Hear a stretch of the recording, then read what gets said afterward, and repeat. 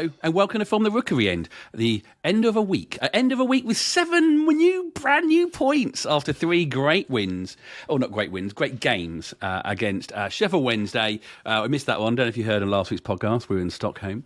A midweek win away at Swansea. More about an away win in a bit. And of course, this weekend's home 2-2 draw against Millwall. My name is John. With me this Monday evening is Mike.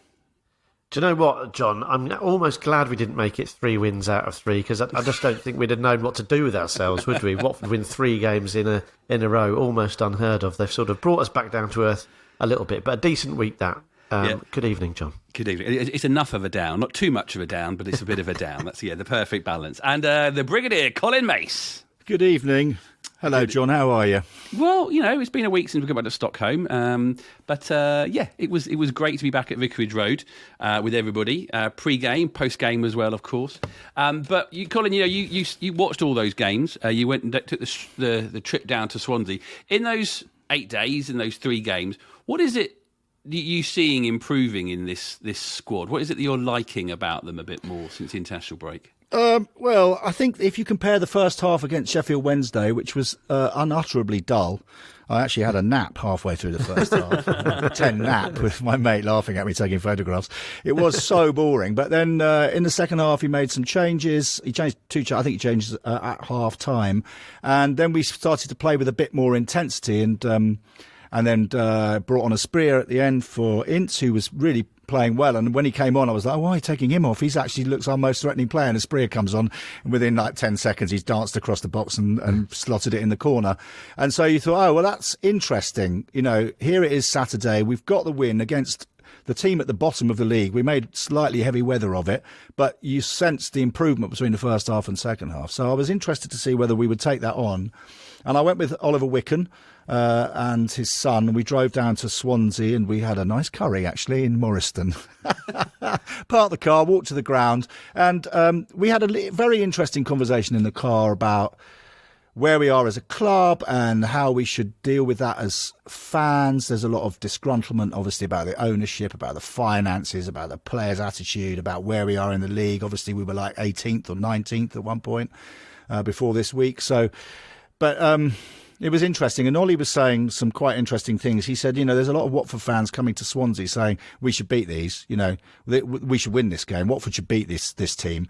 And it was like, well, they've won 4 of their last 5 and we haven't won an away game for 10 months. So why do people have that feeling? And is that to do with our recent history? Because 5 years ago we were dancing around the Premier League, beating, some of the big teams. So it might be something to do with that. Anyway, that's all slightly beside the point. Just wanted to make that point a little bit, and I feel like I've gone through that process of checking my expectation, checking my entitlement, and understanding that the players that play for us at the moment are the players that we can actually afford, and what we hope is that they will play wholeheartedly for the badge, for the shirt, for each other and for us. And we didn't see a lot of that last season, to the point where I just couldn't really bear to come and watch them because they didn't look like they could care less. And we've seen a bit of that, but slowly but surely, I think the boat is turning. The first half against Swansea, again, we were very cautious. We let them walk the ball up to the halfway line. Couldn't understand why. But then in the second half, again, we picked up the pace. We started to press them in their own half, and we made them look very poor in the second half.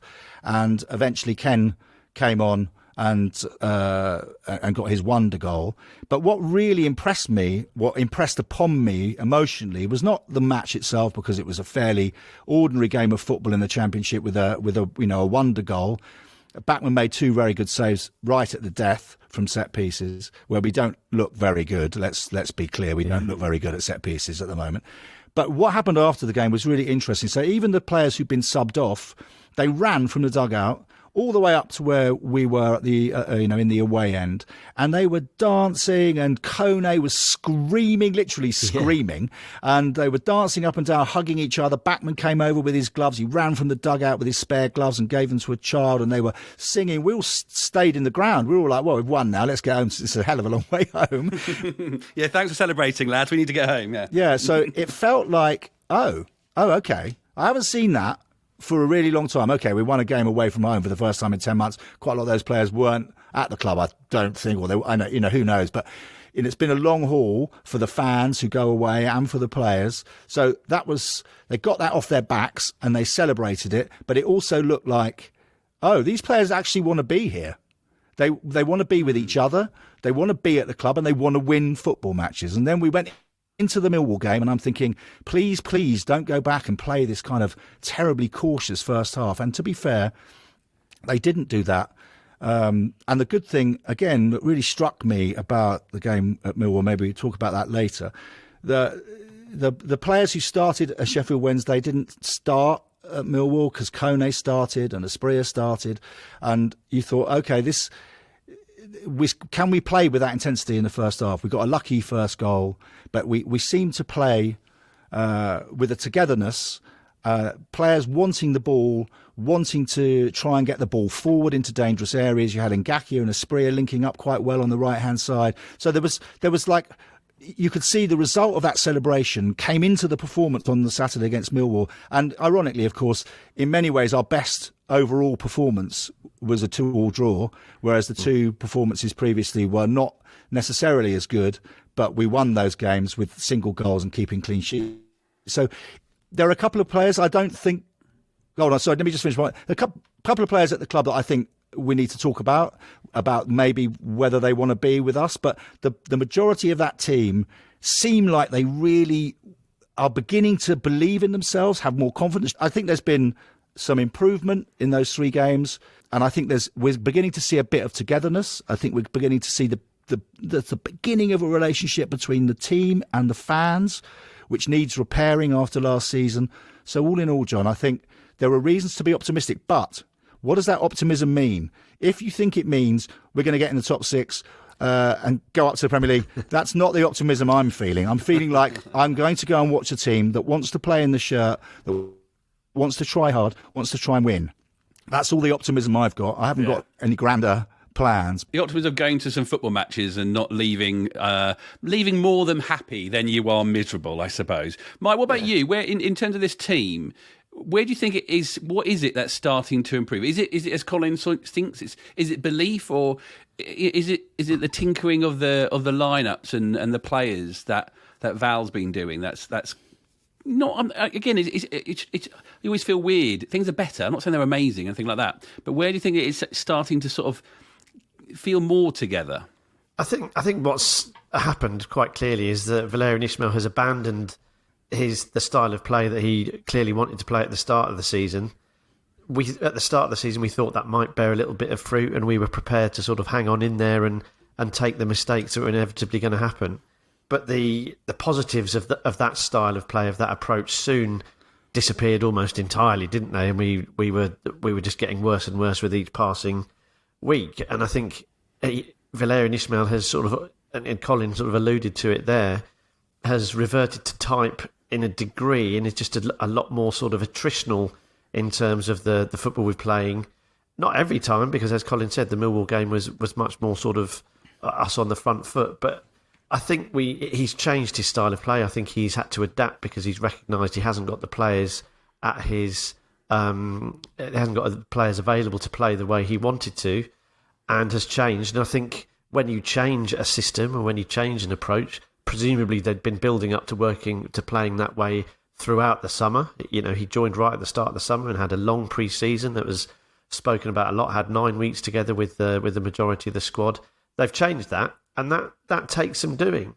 So I don't think it's going to be the prettiest football, certainly away from home. I think it's going to be a very pragmatic approach, almost rope-a-dope is probably oversimplifying it a little bit, but Cole mentioned it there. We sort of allowed Swansea to sort of play themselves out a little bit, and then we ramped up our performance in the second half and were able to hit them on the counter with that one bit of quality, which we've said so often is the difference in the Championship. If you have got that one bit of quality, or so many times that can be the difference between a draw and a win, when we were able to do that. So I think what they're doing is they're adapting to the new style of play, the slightly more pragmatic style of play, and with that is coming back a little bit of confidence and belief, which looked to have deserted them all almost entirely, didn't it? It sort of that Leeds game was the peak of that, I think, where they just looked absolutely sort of bereft of confidence and belief. And when you've got a little bit of confidence back, it allows... It works really nicely in tandem with all the stuff that Colin has quite rightly pointed out in terms of them wanting to be there, playing for each other, playing for the shirt, trying to rebuild the relationship with the supporters, which we can't dance around it. It has been and still is pretty fractured, really. And I did just want to get Cole's just a very brief mention of what the atmosphere was like at Swansea, because I think it was 350 people went there, and it must have been more in hope than expectation.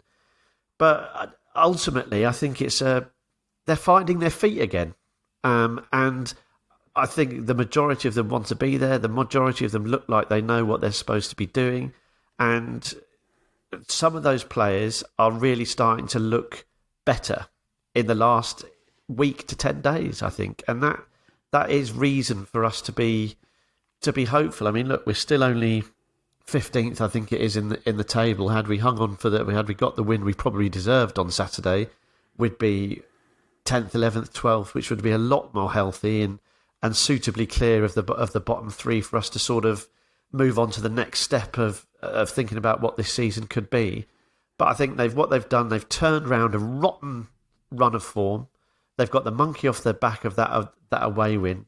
And I do not think you can underestimate what belief and confidence means to a side that struggled, to a club that struggled, really, for the best part of, for 2 seasons and for large portions of this. And Cole's absolutely right to make the point, and you, John, that going to the football is fun again. You know, Watford should have beaten Millwall. It wasn't going to win any beauty contests. But it was another absorbing encounter, which I am down for. I love it. A sort of nip and tuck, ebb and flow of it was absolutely absorbing, and that I find it brilliant. I think those championship games can be absolutely brilliant, and I think the more performances like that we get, I mean, stating the obvious, the more we can start, dare I say, relaxing a little bit and just enjoying it a little bit, and not sort of looking for what's happening, what's going to happen next, why didn't this happen, why has that not happened yet? Just going and enjoying it a little bit, and seeing a team which obviously is limited in terms of quality, but is actually performing to the best of its ability, with a smile on its face, with a bit of snap in the tackle and a bit of joie de vivre going forward. And we'll talk about the Millwall game now, and there's obvious deficiencies, but at least they look like a team again. At least that we look like a club again. And I think the biggest thing for me, Colin hit the nail on the head, repairing that relationship with the supporters. Everyone has a slightly different relationship with the club and supports the team in different ways. But I think we can all get on board with performances like we saw on Saturday, the second half on against Sheffield Wednesday and Swansea. It just feels like we've turned the tanker around. We've got the anchor down. We're pointing in the right direction. Now it's time to sort of just tinker with the engine a bit and make sure we've got enough fuel on board to send us forward and up the table a little bit. I absolutely love these maritime metaphors. I love them. I absolutely love them. Get the sail up. See, I think it was interesting that you haven't really, neither of you sort of really pinpointed anything in particular. But for me, it comes to the midfield. I think, Colin, you said on the WhatsApp group, you talked about how there's great swappability in all the players. And, you know, when a substitute happens now, things are a little light for light. We'll talk about the timing of those substitutes in a second. But that the midfield, you know, there are many different combinations, but it feels like recently, you know, it is Kayambe, it is Livermore. They weren't there at the beginning of the season. They weren't starting in that midfield. Kone is getting more time, and he is, you know, he's still got his peaks and troughs, his more engaged, his more influential performances. But do you think Kayambe and Livermore, Colin, have added, you know, what we need in that midfield, rather than Tondeli Bashiru and Loser trying to be this ultra creative, and basically I don't think they were industrial enough, but these two are.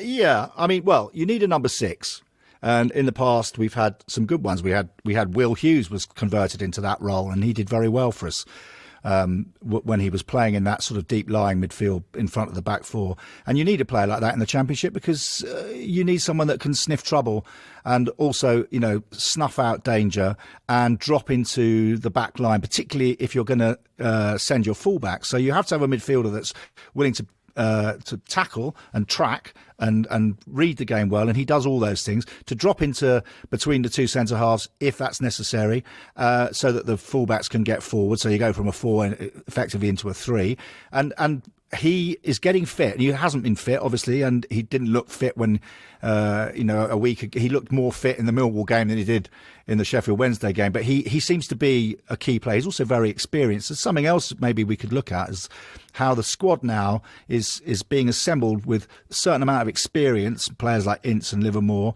and Bachmann. And then you've got some youngsters who really want to try and prove themselves in Asprilla and Martins and Kone to some extent. But really, I thought the change happened when Kone came on.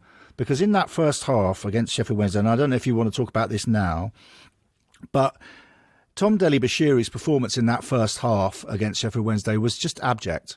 And the reason I would say that, and I don't like criticising players or calling them out, but if you're not willing to work off the ball, then you shouldn't be in the team. Because it's a championship, and it's true of any team. When I watched the Manchester derby yesterday, half those Manchester United players couldn't be bothered to track back, couldn't be bothered to tackle or put pressure on the ball.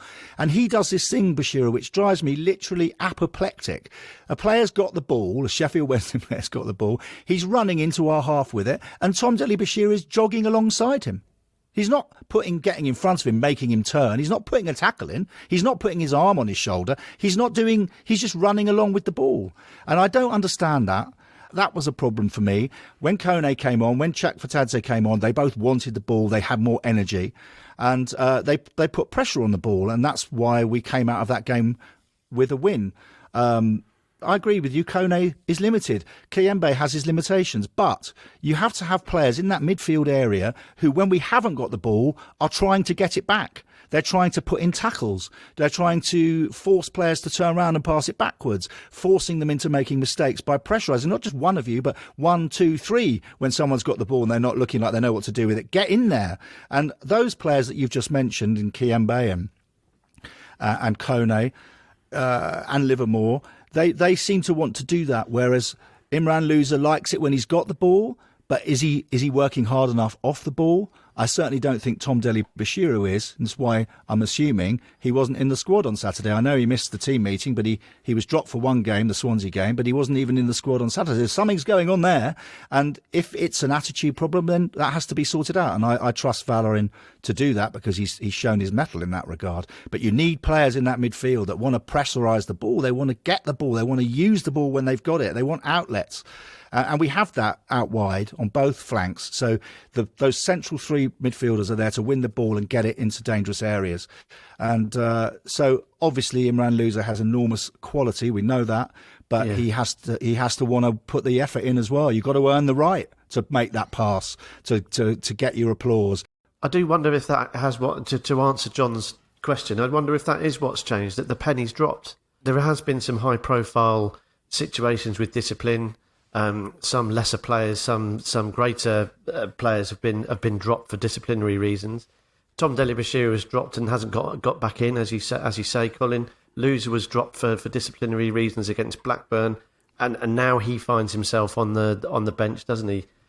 I just wonder whether it's no coincidence, perhaps, that some of these players aren't getting picked, and all of a sudden, all the good stuff we're talking about, the commitment, the effort, the looking like they mean it, has happened as well. Perhaps the penny has dropped, and this sort of did see a few question marks about this continuing desire to punish players who are struggling with discipline, if it affects the team. But ultimately, I think it's for the benefit of the team, because it shows you just can't muck about. You're either in or you're not. And you've talked about Tom Dele-Bashiru there, Colin. He got a bad rap, I think, at Reading before the injury as well. He got himself a little bit of a reputation there. Imran Louza is coming off the bench despite potentially, arguably being the best player at the club, or certainly in the top three. And I just wonder whether finally, after what feels like an age, that the penny has dropped for these lads. That when you go out there, well, not even when you go out there, when you turn up for training and you've got that Watford tracksuit on, that Watford badge on, you are giving of your best from start to finish, whether it's training, whether it's your stretching, whether it's pre-match, whatever it is. perhaps that penny has finally dropped, and perhaps that is what has changed. And perhaps you're right, John. It is that midfield that is the catalyst for the better performances. Because I was trying to get you to come to the realisation that the most important player currently at Watford is Kayembe. Because Livermore, great, brilliant, but actually him and Siralta could easily swap over. Kone, a bit hit and miss. Who has come into this team? Who is the one that has made that midfield a little bit more robust? It's Kayembe. I'm only joking, of course. But I think what you're saying about he's Loser... been good, John. Oh, absolutely, yeah. But I'm talking about, like, I think where Loser and maybe where the team was sort of falling over is everything you've sort of said about him. We all thought he was going to be the man this year. But whatever it is, maybe his attitude, what's going on with him, or whatever it is in life, in and around training, he isn't giving that leadership vibe. Is it someone like Kembe doing it? I doubt it. But who it is got to be Big Ken. He's the one who's been around the place a bit more. That positivity, that greatness that we love of King Ken. Great piece today in the Mirror by Mike Walters about Ken and everything he sort of stands for, the club stand for.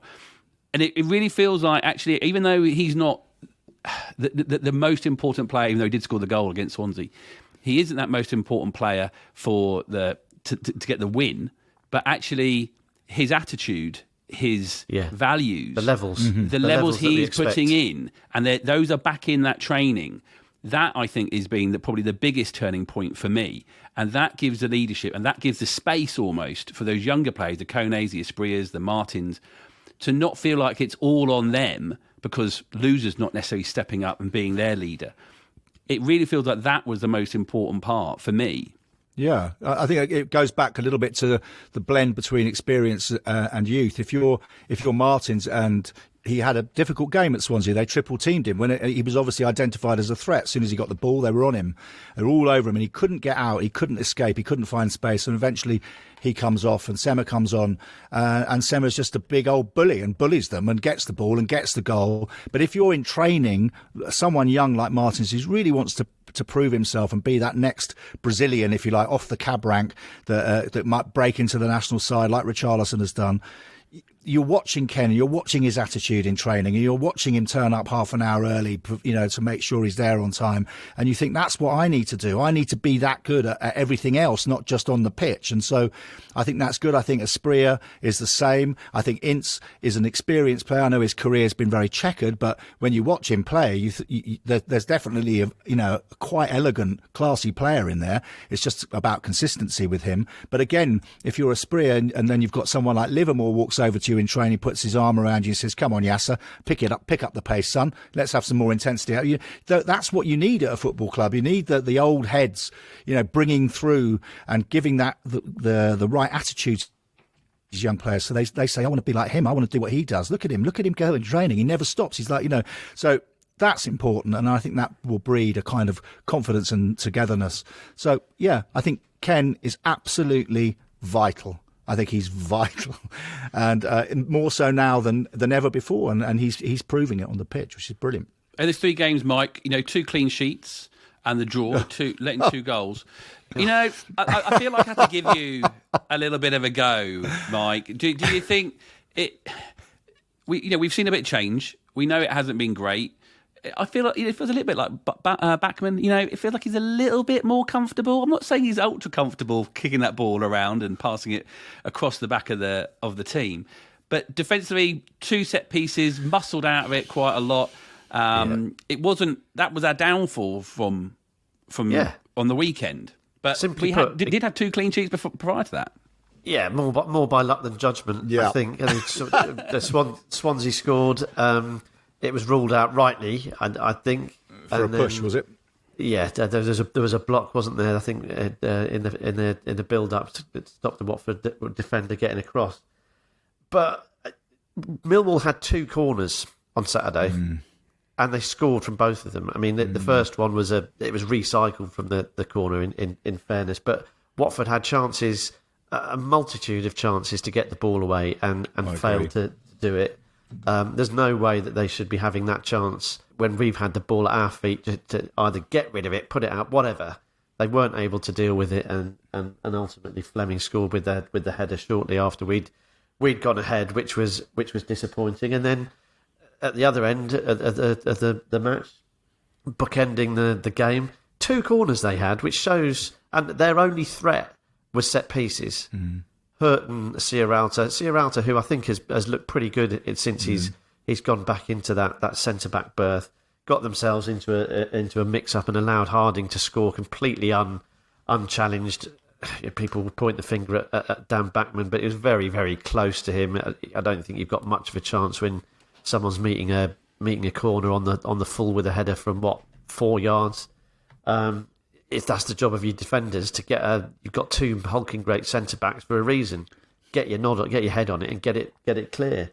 And we failed to do it. And not only did they score twice from corners, shortly after they went ahead, they nearly went 3-1 up from a free kick, launched into the box. And if it wasn't for blooming Reece Healy, of all people, who somehow managed to head the ball onto the bar and allow us to clear it, we would have been 3-1 down and really having a very, very different and difficult discussion today, because the top of the agenda would have had to have been the defence. Because even had we lost that game 3 to whatever we might have got, we probably still should have won it, because we were so significantly better in terms of what we brought to the table, in terms of what we were able to deliver as a footballing side. We looked better in attack, which is saying something.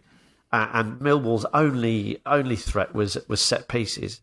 But every time they got one, we looked like we were going to be in trouble. 2 corners, conceded twice, nearly went 3-1 down from a free kick, and it's an issue. They've got to sort it out. And I've been critical of Ryan Porteous in recent weeks. I think he's been too rash. He sort of commits himself, and it's sort of like, I've made some good tackles in this game, I'm going to go and sort of try and win a sort of Hollywood tackle here, and he gets found out halfway up the pitch, and the other team gets in. So I've been critical of him. I said Sierralta has actually looked all right since he's come back in. Wesley Hurt is up and down. So it's kind of, we know what we've got in terms of personnel. They've just got to knit together much better, and they've just got to be far more dominant. Hurt is experienced, he's big. Sierralta isn't afraid of a challenge. He's experienced, he's a big old boy. He doesn't mind getting his head in, as we saw on Saturday. He had to be patched up a number of occasions, didn't he? But he kept on going. He's not going to take a backward step. But the reality is, when the analytics team are going in on the Sunday morning or the Monday morning, they're going to be shaking their head, and the defensive unit is going to know that they're in for a tough time. They've just got to sort it out. Colin, is that because we're zonal marking and not man-to-man marking? Do you think there's a certain thing about that where it's not them, it's the system with those set pieces? Is there a better way that they could, set up? Is it? Be nice if we were marking at all, either zonally or individually, frankly. I mean, it's a real problem. And if I was the Huddersfield manager, I'd be working in training saying you've got to try and pick up fouls, win fouls near, within the range of the box, because they are weak at set pieces, and we are weak at set pieces. And I don't know, we don't zonal mark from, I don't think we zonal mark from free kicks, but we do seem to have a long line of players all in a row. I don't particularly like it. Marco Silva brought that to the club, and we conceded goals from set pieces. You see clubs that do a kind of mixture of the two. So you've got like 3 players in a row, just on the 8 yards out or 6 yards out or wherever they choose to. And then you've got other players who float and pick up players individually. But whatever it is, and I'm not an expert on defensive coaching, it's not working. And I suspect it's partly to do just with the players' ability, that they make mistakes. And we've seen it with a lot of our defenders. All defenders make mistakes. Of course they do, because it's an incredibly hard job.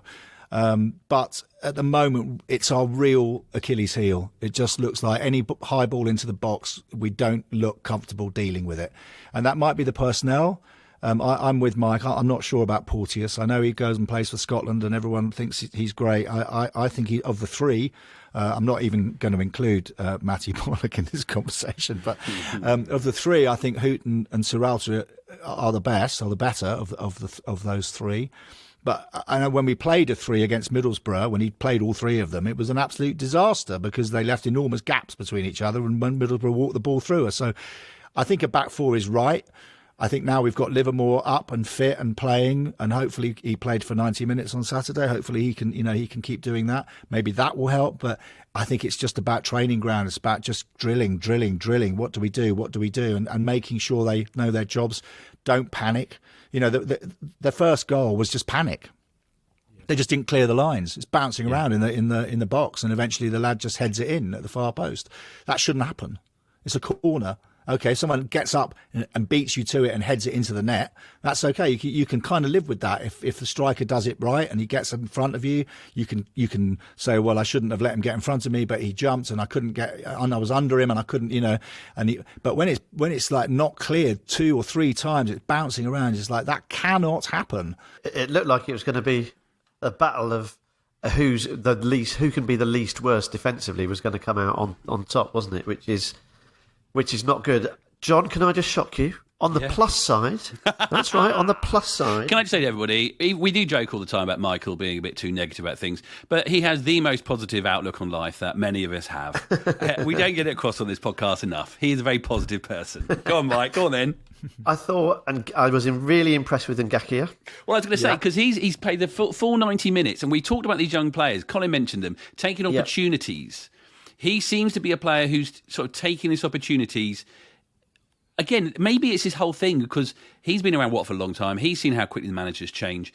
Now they sort of know that Valerien is going to be around and the chance of him going are far, far less than previous managers, even though I'm sure that can change quite quickly, Gino. It seems to be a little bit more, his head's together a bit more and a bit more purposeful.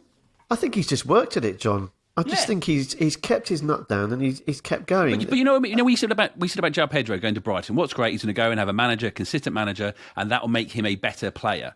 What Ngakia has had in his entire time at Watford is not a consistent manager. Yep. So actually now he's having consistency to know what he's not just because I know he's not going to go, so I'm going to have to work hard. Maybe I said that in the wrong way, but he knows what the system is and he knows his role and he knows he's now starting to thrive in that role, and he's like grabbing the opportunity. I just want him to get a goal in the top corner from he cut in, it'll swing in the top corner, and it'll be the perfect game for Jeremy. But he is improving massively. Isn't he? And I think it's down to courage. I think it's courage and it's confidence given to him by the coach, saying it's all right. You can cross the halfway line and get it to Asprilla. And if you want to run past him and let Asprilla get it back to you, you can do that. We've got players that can cover you down that side if you get forward, and that's how you create overloads. That's how you put fullbacks under pressure. It's how you draw centre backs out to try and cover, So it's just about confidence. He hasn't always wanted to go because he thinks, God, if I go and then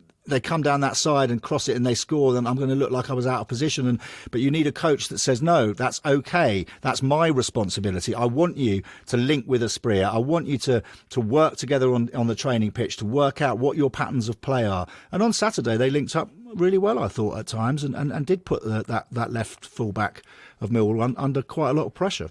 Yeah, I think that word courage is apt because I think he has struggled. He has bombed on a fair bit this season, and he's found himself in really, really decent positions, and then has either hesitated or the final ball hasn't been up to much. So he's basically got into really good positions, and then I'm sure he'd be the first to admit, ballsed it up, quite frankly. And if you keep doing that, that's difficult.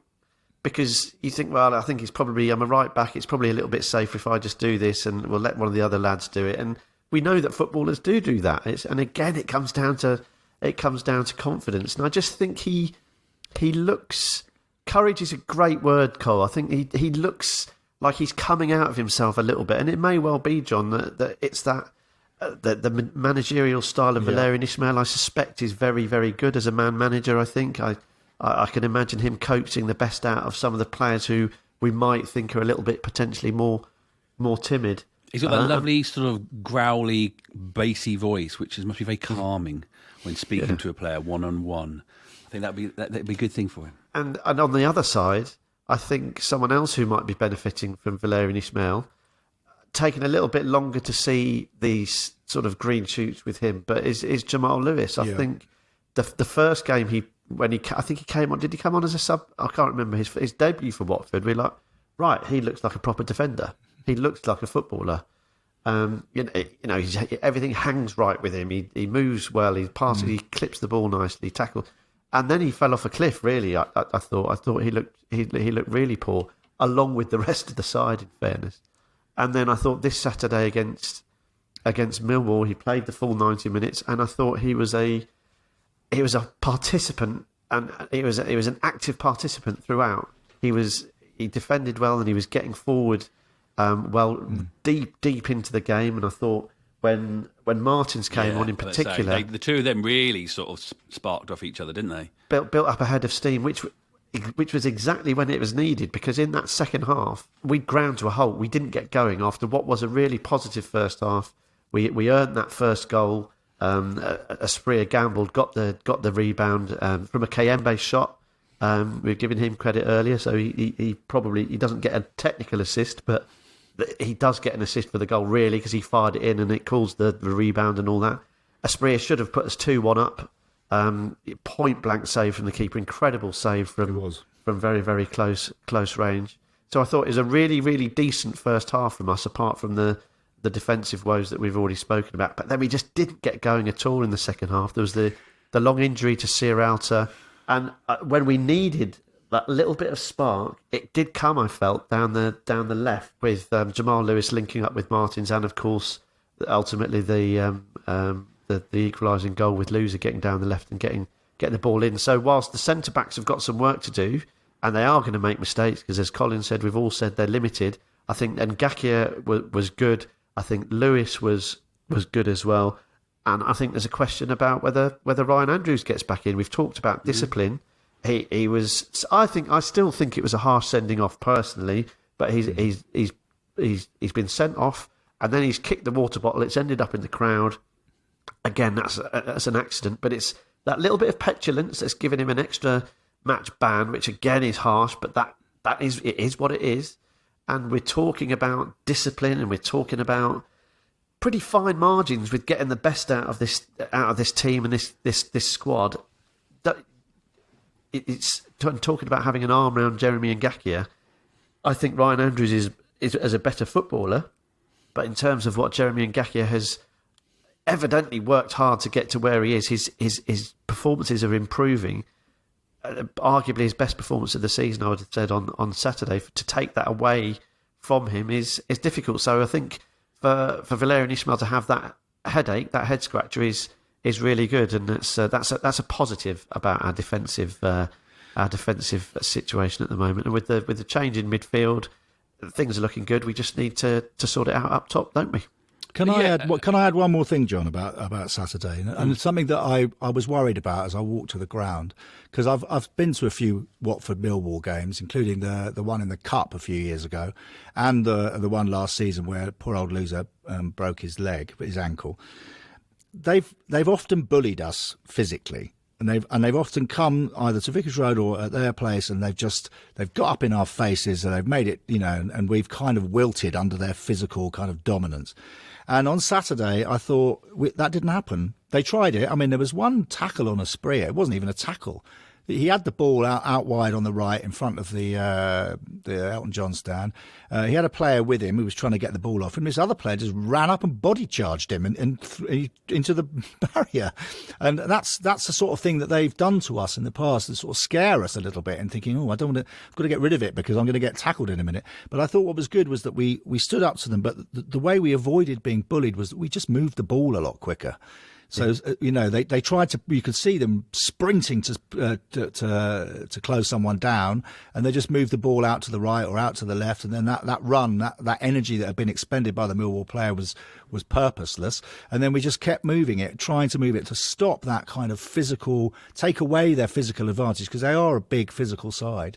And I was really pleased to see that. And I thought, again, that's got to be either down to the players collectively or down to the coaching and the training, saying, look, they will come at us physically. They will try to intimidate. Move the ball quickly. They won't be able to. And we did that. And I found that to be a positive. We mentioned earlier on about the 60-minute changes. And I was thinking about this on Saturday, very quickly when it happened. Everything takes a step back slightly. Any momentum that we might have continued from the first half, we didn't necessarily show that in the second half. And the crowd got really frustrated at how things started to go wrong, and it felt like it was unravelling. But did you feel, because this is what I felt, that it took about 5-10 minutes, but actually making the change at 60 made that our last 20 minutes from 70 onwards, we were actually back on the front foot. Rather than trying to scrabble around, rather than trying to make a change, then change that player. The only thing I didn't like about the substitutes this weekend was the fact that they took off, Asprilla came off for Martins, and that put Ken on the wrong side. It all sorted itself out when Ince came on, of course. And that just that little bit of disjointedness. But by the time we got to 70 minutes, it started to settle and we started to get ourselves back into that game. So even though we don't like this massive change at once, it did feel, for the first time for me, actually, it got us in a much better place, ready for the end of the game. Do you think the same?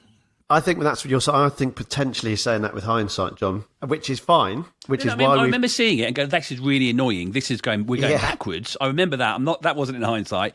But then it was at 70 minutes. It did start to come together. Yeah, this is why we've decided to do the podcast on a Monday and not straight after the game, because it gives us a chance to look at it and to assess the piece with a clear head. And at the time, I was like, oh, that's a huge amount of change with half an hour left to go in the game. The second half hadn't started well for us, and my initial thought was that lacks a bit of patience for me. Colin's mentioned about the Sheffield Wednesday game and the Swansea game where we started poorly but grew into it, and I do think that we had enough quality on the pitch to be better than Millwall. That's what I felt at the time. We were better than them in most areas of the pitch. I thought Bayo was a willing runner. He charged down a goalkeeper clearance at moments before, and I thought him coming off for Rajovic was problematic, because we know that Rajovic doesn't have the same dynamism that Bayo has, which is limited in itself, of course. I thought Kone was having one of his better games, and Asprilla is that little lightning in a bottle that anything can happen. We saw against Sheffield Wednesday, for example. He nearly had 2 on Saturday. He got 1.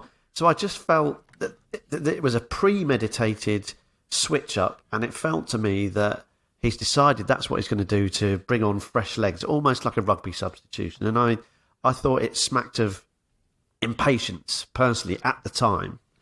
But I think having had time to consider it, I think you're probably right, John. And yes, we switched Ken Sema, but he was proving to be ineffective in that second half. I think they'd got wise to him a little bit and were shutting him down. So perhaps the switch there made sense. And you're probably right in as much as it enabled us to sort of reset and build up that head of steam and do what Colin was talking about there, keep the ball moving, and actually be patient after that reset.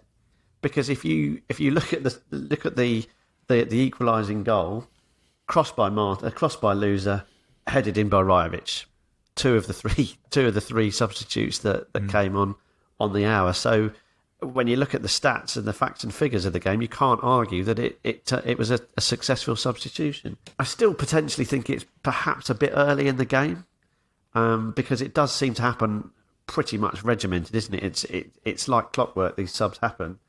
I suspect I don't know, it happens pretty regularly, and it didn't bear immediate fruit. And I was sort of thinking, well, this. When they went 2-1 up, I was like, well, this one's on Valerien Ismael, really. I think he wasn't patient enough. He tried to change too much, and it looked very messy. But what actually it did do, we looked good down the left. We kept asking questions. Martins was tying them up in knots. Jamal Lewis and him were having making good progress. We know Loser is a mercurial talent. That the ball in for the goal was actually, at the time, I thought he had a lot more time than he did, and he just needed to stand it up. You just sort of stab your foot under the ball, and Rajovic did the rest. But actually, he had a great deal to do. The Millwall defender was steaming into him, and it was pretty exquisite, actually, the ball in. And obviously, Rajovic did what Rajovic does. Rajovic does the only thing he can do, which is head the ball towards the goal and hopefully in. So, yeah, I think you might be right, John. The way it planned out, I think Valerien Ismael probably would be happy apart from obviously going 2-1 down, that wasn't in the script. I'm not a fan of a triple substitution. I think it's too much, as Mike says, too much change, and it does take the team a few, even if it's like for like, and it wasn't quite like for like because obviously Sema had to go to the other side of the pitch, but it just feels like too much. But doesn't it feel more strategic rather than, knee jerk when it's one change? feels the opposite. No, it wasn't knee jerk, as you say. It's premeditated. It's the idea he has is to change the dynamics in the team by bringing on 3 players.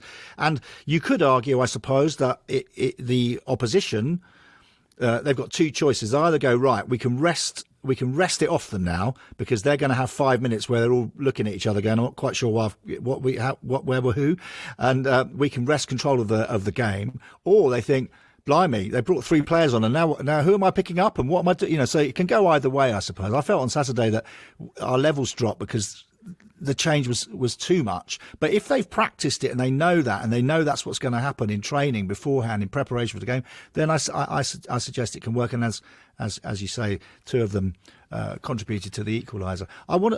If I may, John, can I just talk a little bit about the 2 forwards? Because I know there's a lot of frustration. Neither of them are really brilliant centre forwards, although Bayo played very well against Swansea. It was the best I'd seen him in a Watford shirt. He was a nuisance. He was running. He was, he has got a bit about him. And then Rajovic comes on, and I know people around me talking about how rubbish he is. He's useless. He can't do anything. These are the 2 strikers we got because fundamentally they're the strikers we can afford at this moment in our history as a club. But because the change is so dramatic from Bayo to Rajovic or vice versa, it does cause the defenders a problem because Bayo is all about it's on the ground to his feet, running, passing, trying to move the ball, trying to get in behind, trying to get the tap in. And Rajovic comes on and he isn't very good at holding up the ball. He hasn't got a great first touch. He quite often, as soon as he's not in the box or if he's not in between the posts, he looks lost and he's not quite sure what he should be doing.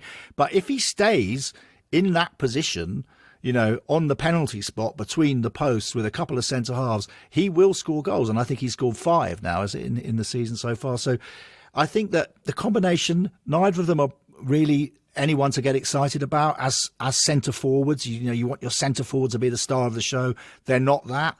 But I think we can be... I think positive is maybe too positive a word, but there is something. I think there is something in the combination of those 2 players because they always replace each other at some point, normally around 70 or 80 minutes. And it does cause a problem for the opposition because they have to adjust. And we have scored late goals this season.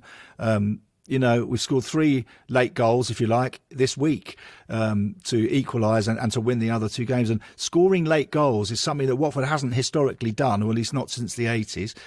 We've often conceded late goals. And so maybe this strategic change, as you say, Mike, fresh legs at 60 minutes, gives us that impetus, gives us that freshness and fitness, if you like, to play out the last 10 minutes and put them under, put a tiring defence under and try and get goals in the last 10, 15 minutes of the game. So, it's hard. I don't like seeing 3 players come on. It's very counterintuitive. I mean, we've only had 5 subs for a couple of seasons. So, when it was 3, you had to be like 3-0 down and the coach is going mental and just thinks, oh, sod it, you 3 go on and see if you can do anything. Yeah. Now it's not like that. Now, as you say, it's tactical. It's thought through. It's there's an idea behind it, hopefully, because you've still got 2 more you can bring on if someone gets injured or someone just looks like they've run out of legs. So I don't know. We'll see how it pans out. I mean, obviously, yeah, it's just not football as we know it, is it? Mm-hmm. 4 for Rajovic. 4 and 11 for me for Rajovic. So 4 is it? I thought it was 5. So it will be soon, Cole. Don't worry. Yeah, just put it on his nut. Put it on his nut and let him head it in. We got these. Mike, looking at we are this podcast will be coming out the last day of October. I got 4 games, only 4 games in November. We've got Huddersfield away, Rotherham at home. 2 teams below us currently in the league. Then we got Leicester, who are a little bit of a little bit different from everybody else, and then Norwich, who are sort of in a very similar headspace to us. There's an opportunity here. I don't mean just to get points, but it's everything we've talked about today. The fact that the positivity and everything that we've seen in the way the players are. Like you said, it wasn't the same as Swansea, but they were more than I felt like we're clapping after the game on Saturday. there's something we could cement a little bit clearer, I think, by wins away at Huddersfield and a win at home to Rotherham. The 6 points, of course, will be brilliant. But actually, on the full season, particularly going into that Leicester game, if you can go into that Leicester game and go, it doesn't matter, lads. Their Premier League side just happened to be in the Championship this year. If we're not going there worrying about just a point or something, it could be huge going into November, then into December. Totally agree, John. I think what we've given ourselves is a what are the things underneath the foundations, the pilings or whatever they're called.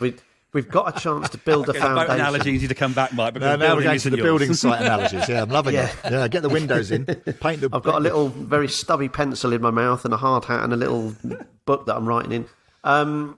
We've given ourselves the opportunity to now build a platform for the rest of the season.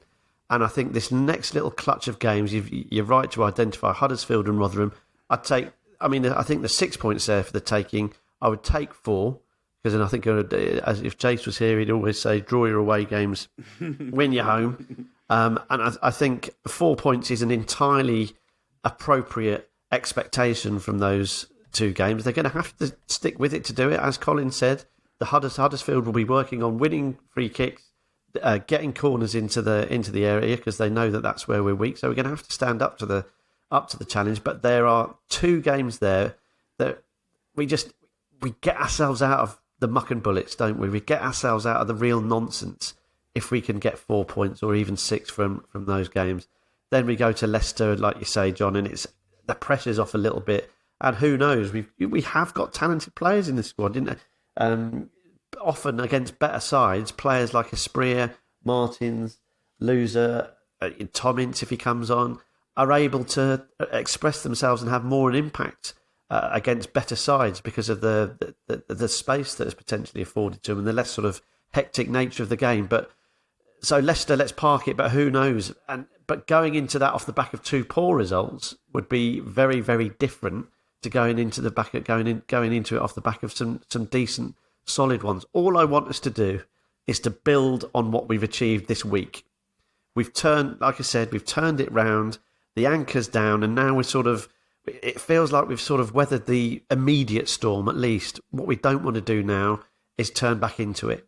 And we've got a chance to make sure that we set a clear path away from that horrible-looking bottom of the Championship.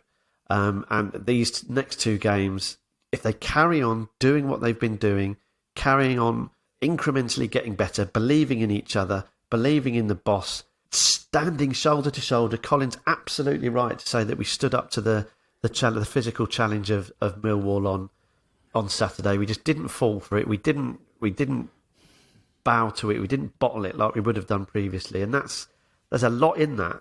And they should be able to take courage and pride and hope into these next couple of games. We certainly can as supporters. Just more of the same will be absolutely fine for me. They can cut out a few of the errors, great. But just more of the same in terms of that commitment, that standing shoulder to shoulder, look like they know what they're doing, look like they're actually going into battle for that badge on their left breast there, and that'll do for me. Just more of the same, and let's just keep the momentum up. It's what we've not been good at over the last couple of seasons. Whilst the going is good, because I don't want to be negative, but Colin's talked about the strikers we've got available. What if one of them gets sent off or injured? It's the same throughout the squad, really. A run of injuries or suspensions, it's going to be difficult. So I think while the momentum is there, we've got to make hay because it is a thin squad, and we will see that certainly as we move into December, where the games start coming a bit thicker and faster. Let's worry about that then. But if we can finish off this week with another couple of set of good results, then I think we'll all just breathe a little bit easier. And to go back to what we said at the start of the show, we can enjoy our football again, which has been a long time coming. But I think fans who have been there for the second half of Sheffield Wednesday, the hardy few that went up to Swansea, Colin included, absolute chapeau to everyone that went there. You start raving mad, but I love each and every one of you, and you got your just desserts.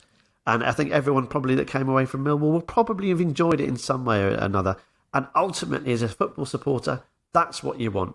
You want to be going, being entertained, have some talking points, have some of your players being good, some of them sort of with stuff to improve on, and on we go. And I think it is important. The next 2 weeks are massive, but there's no reason they can't go to Huddersfield and get something, and then beat Rotherham at home. Come on, lads, over to you. Thank you much, Michael. You're more than welcome. Thanks for putting up with me as always, chaps. And thank you, Colin. Thank you very much, John. We're back, of course, after next week's game for another From the Rookery End, where we keep sharing our lives as Watford fans of Watford Football Club. Come on, you Orns!